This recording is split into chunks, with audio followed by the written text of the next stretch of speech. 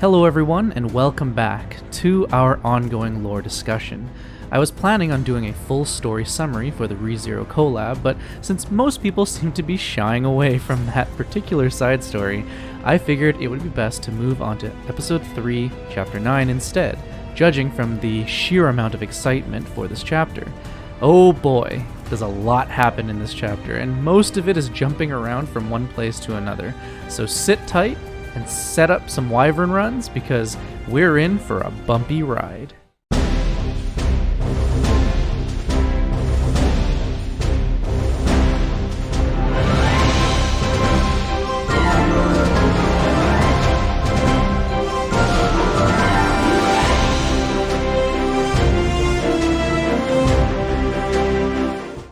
Let me first start off by saying, if you haven't experienced this chapter for yourself, I highly recommend that you do so on your own time, because it's one of those chapters that really has everything in it narratively, which is quite a delight to witness, from friendships being tested to arch enemies confronting one another, and even some twists that you'd never expect leading into chapter 10. Epic reveals are commonplace alongside the final conclusion of the oldest conflict to exist in Eureka. But of course, I want to personally thank you for coming here to also experience this chapter from a narrative retelling perspective. Like the video if you really enjoy it, and subscribe to the channel for potentially 7 more episodes of this incredible story, which is more than I can say about another story from another world that I won't get into for the time being. And with that, let's dive right into episode 3, chapter 9, The Return to Wintenberg.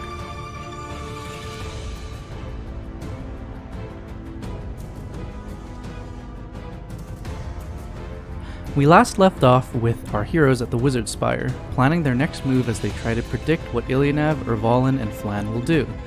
We switch to Ervalin reprimanding Roman for not being as capable as the real Roman, him being an automatic doll and all. He comments that Schneel is still in possession of the best things and that he is left with the scraps. Desperate to succeed, he clutches the red stone tightly to his heart. Meanwhile, back at the Wizard Spire, the heirs from Britannia have been all called over, presumably by Ras in order to assist in the siege on Wintenberg. Clearly, Ras is still incompetent in terms of knowing how to win battles, as he obviously just forgot to call Charles. Ras explains to them that everything in Eureka is happening because of an acolyte named Twig.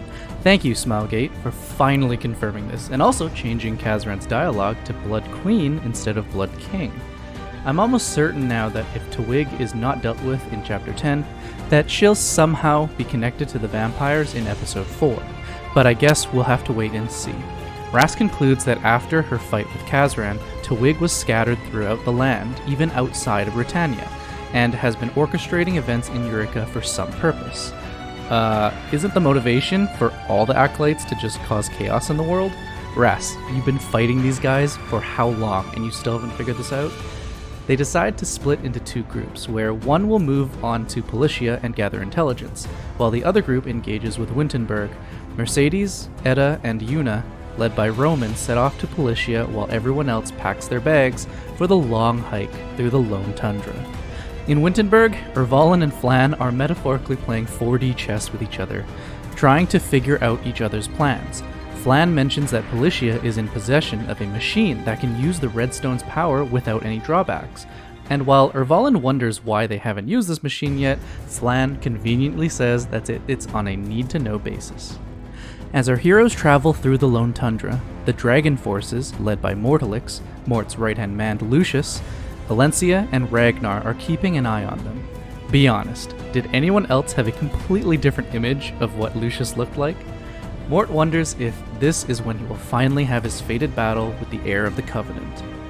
Ras, Archie, Cecilia, Crow, Iseria, Ludwig, Charlotte, Schneel, and Tywin make their way through the blistering conditions when suddenly they are attacked by dragon soldiers.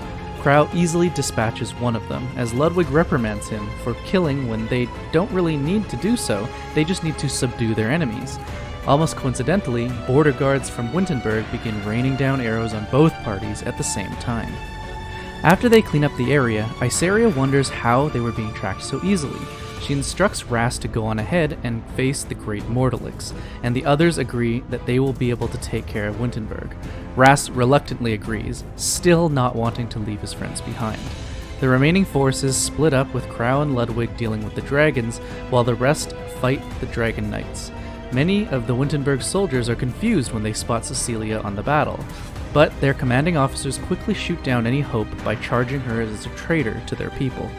On a mountaintop near the battlefield, Luna and Ragnar observe and conclude that they should use this opportunity to get rid of the Britannian reinforcements, so that they can prolong the war, as Ragnar wishes to gain more status by continuing to defeat their enemies. I like how Ragnar is just given the title Evil Dragon. He doesn't even get a chance to change. Oh well. Meanwhile, on the battlefield, 3 Dragon Knight trainees are stationed near the back of the Wintenberg soldiers. One of them, Melanie, seems battle-starved, and that's exactly what you want in your army, right? Teenage girls that just want to kill things. Am I right? Well, her sister, Christy, and their friend Helen bicker with one another about when it will be their turn to engage the dragons. Christy attempts to hold her frenzied sister back, while a nervous Helen protests. As they spot Cecilia on the battlefield, Melanie is filled with ambition and launches her attack. While charging into the battlefield, they run into Charlotte and Iseria, who easily dispatch them.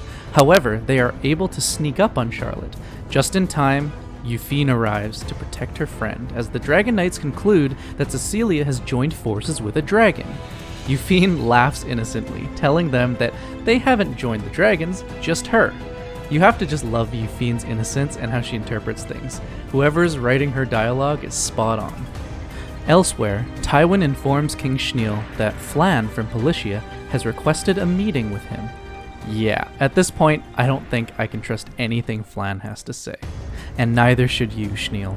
Schneel cautiously meets with Flan, and she proposes that with the battle swinging tides, she wants Policia to come out with a good reputation, and so asks Schneel to eliminate Ervalin, and in return, Policia will surrender. Flan will provide him with all of the necessary information and offers him a treaty so that he can be sure that she will not betray him. Schneel struggles with the decision, as he is quite aware of Policia's schemes and how they have wiggled through treaties in the past. While Mort and Lucius survey the battlefield, Mort comments on how formidable the Knight Crow is, and as he should. As Lucius is contacted by Alencia, Mort sends Rannoch and Zorinox out to attack the lone heir. Lucius denies the message, but Mort instructs him to go take care of it.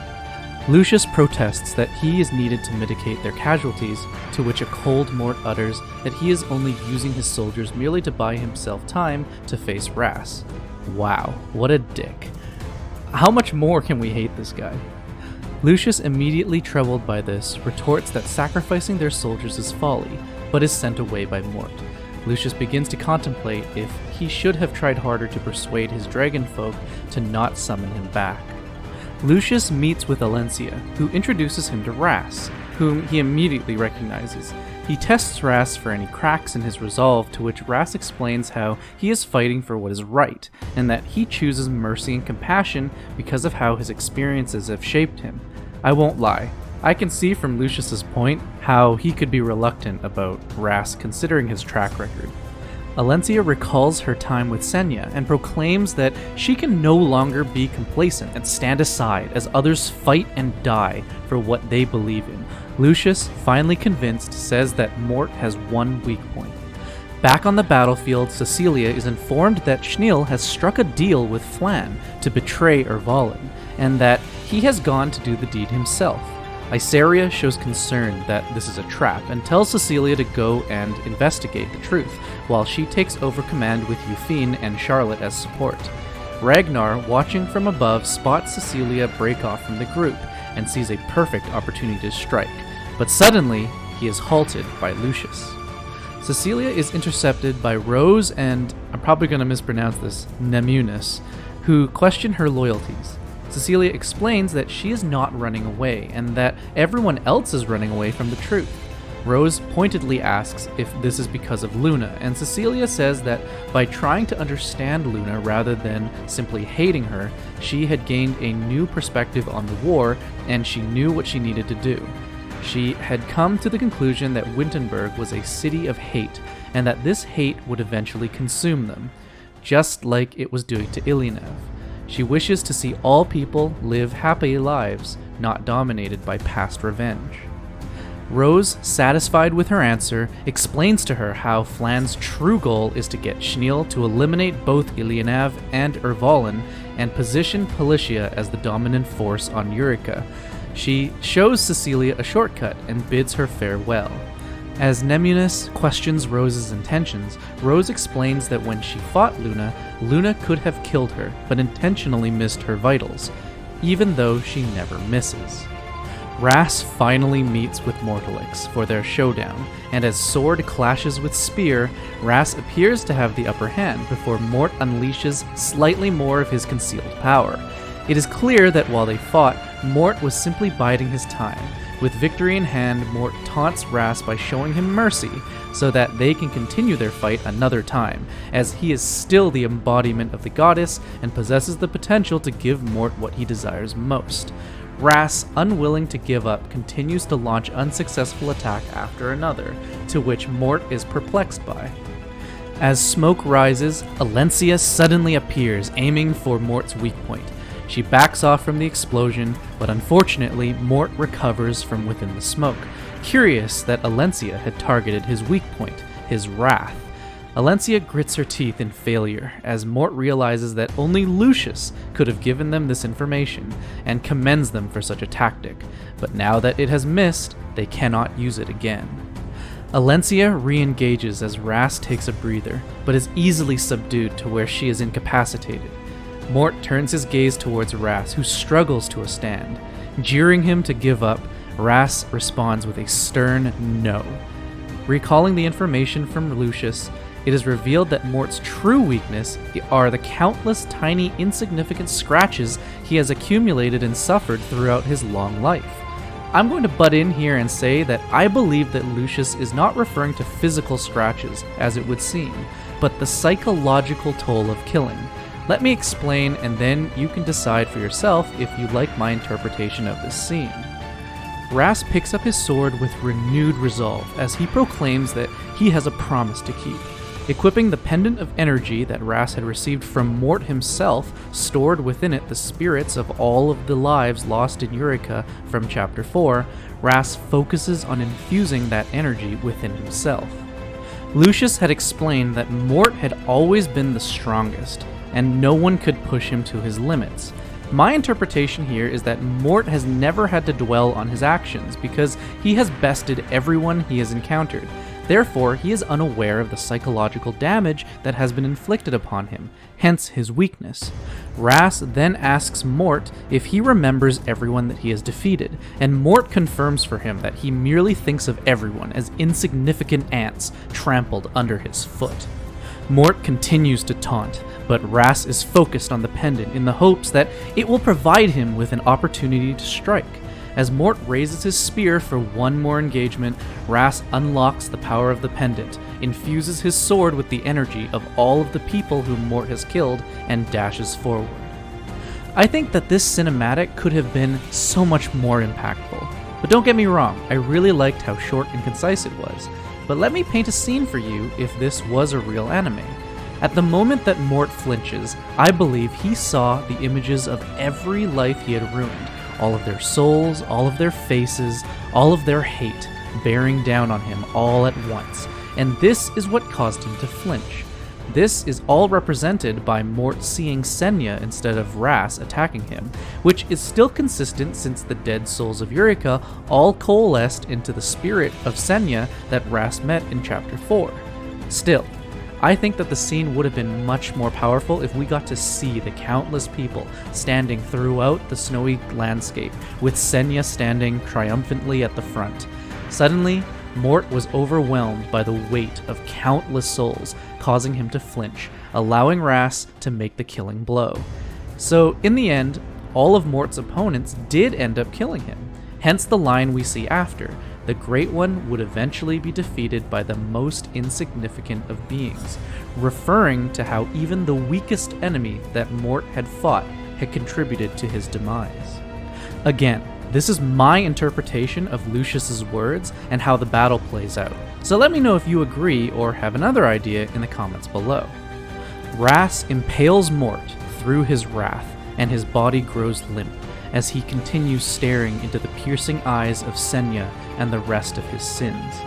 Elsewhere, as the Allied forces launch their trap on Schnill's army, the heirs, Crow and Ludwig, alongside Cecilia, surprise them by launching a trap of their own. At the same time, Lucius explains to Ragnar that Cecilia will soon take her place on the Wintenberg throne, and Sir Mort will be disposed of, making him the dragon leader again. As Ragnar protests for his own self-interests for having the war to continue, Lucius dismisses him and recalls all of the dragons for a meeting. Schniel, who was still considering Flan's plan, receives news of the dragons' retreat. As Lucius explains the situation to the other dragons, some follow through while others are confused and angered by the recent turn of events. This is until they are informed that it was the heir of the Covenant that has defeated Sir Mort. One by one, the dragon generals fall into line as Lucius does his best to convince any stragglers. Ragnar, frustrated with Lucius's decision, summons Luna to attack Cecilia out of rage.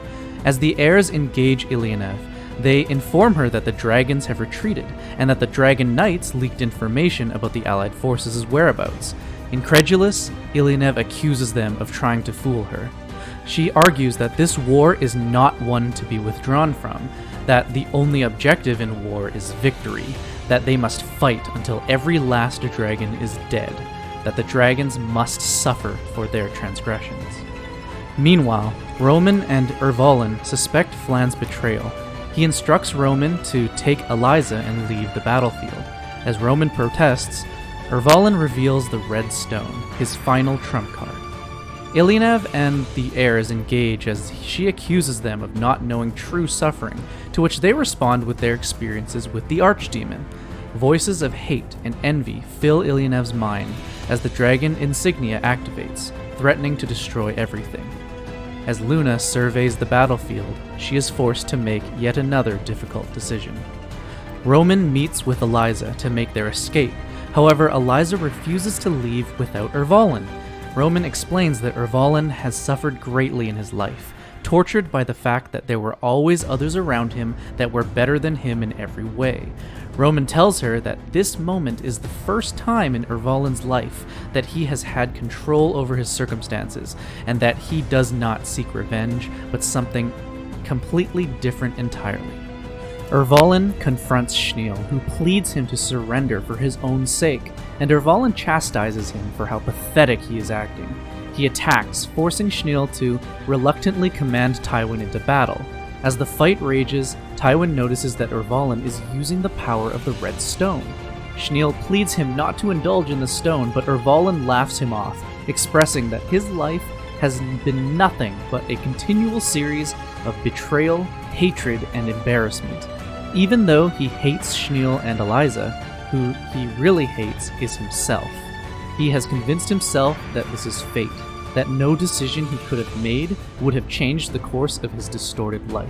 Indulging in this twisted logic, Tywig begins to call out to him.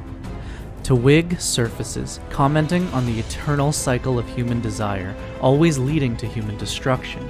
Her ambitions are revealed to be one who lends her power in order to bring ruin to the world through its own creatures. She does not need to seduce anyone. These humans inevitably seduce themselves. I'm going to personally weigh in here and say that Tywig is a being drawn to people with no hope and supplies them with power. Beings with no hope tend to feel purposelessness, which leads them towards the nihilistic conclusion that if they don't deserve to experience happiness, then neither does the rest of the world, and so it should all just burn.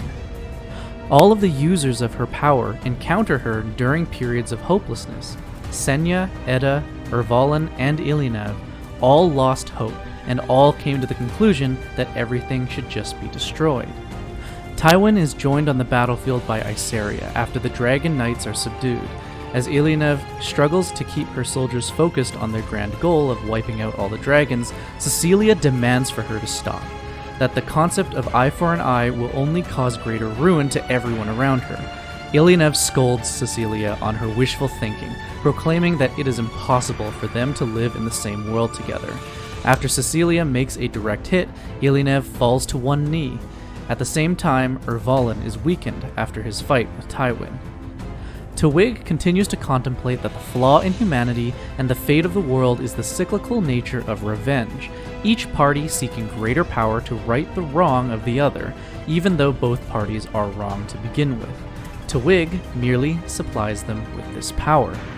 As Tywin and Iseria launch their final attack, Luna appears, rescuing and urging Ervalin to retreat. Just then, they hear an explosion from the upper valley. The cliffside erupts with Ilyanev still on it as she plummets to her death. Crow and Ludwig surmise that the explosion was on purpose and not caused by their battle, and Cecilia blames Policia. They realize that the treaty that was signed has some very intentional holes in its wording that allow Policia a great deal of freedom to do as they please. In the aftermath, a newly constructed Commander Model Laika recovers the red stone from Ilyanev's body that has fallen into an icy ravine. Make way for the new waifu to sim for. And hey, what happened to Brynus? Is anyone still waiting for her? Meanwhile, Flan helps Luna and Ervalin escape, but does so in order to force Ervalin to serve her and Policia's interests. She pleasantly reaches out her hand and asks if they will both willingly take part in the eternal glory and development of Policia and humanity. And thus ends our journey through Chapter 9. Both hidden stories take place after the events of the chapter, and are both quite enduring, so I highly recommend you experience them for yourself as well. But if you would like a brief summary, I can provide you one to whet your appetite. The first story involves the aftermath of Wintenberg, with our 3 new Dragon Knight trainees having to adapt to a world where war is no longer commonplace. The evil dragon Ragnar encounters them, and they realize that both their intentions and the dragon's intentions are awkwardly similar. I won't spoil the ending, so let's just say a certain young dragon finally has an awakening. The second story involves Ilyanev having survived the fall and been rescued by the retired Dragon Knight Penelope, now a traveling merchant and a baby dragon. Yes, Ilyanev is somehow still alive, even after Laika pillaged her body for the Red Stone. She realizes that her body is much weaker than before, and wonders if losing the dragon insignia has left her much weaker than before. She struggles with the idea that she cannot fight anymore, but the baby dragon takes interest in her and attempts to reconcile his entire race with her. It is revealed that he is the dragon child of the 2 dragon parents from Ilyanev's side story, who pleaded with her not to kill them, although Ilyanev slaughtered them anyways.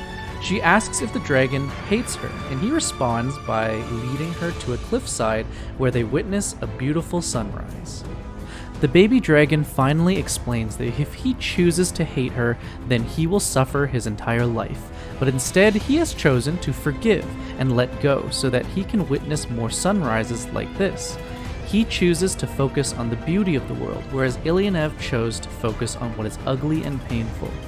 Ilyanev finally realizes that this is the life that Moro had always wanted for her, and finally accepts that she has been on the wrong path this entire time. And that's the end of my lore summary for Chapter 9. As you've probably noticed, I'm testing out integrating my theories into the summaries rather than having separate lore and theory sections, so let me know in the comments what you think about this. Also, I don't really have a full working theory for Chapter 10, so I'd like to leave it all for you to let everyone know what you want from the grand finale of Episode 3. Seriously, if they can keep up this level of storytelling into Chapter 10, I think we're in for a treat. And with all of this collab conspiracy talk going on, I think it's just nice to be able to lean against the main story of the game itself. I will be doing a summary of the ReZero collab for those of you that have been persuaded not to read through it from all of the negativity, so you have that to sort of look forward to, as well as another theory video regarding none other than this channel's apparent favorite topic. Yep, you guessed it, Tenebria.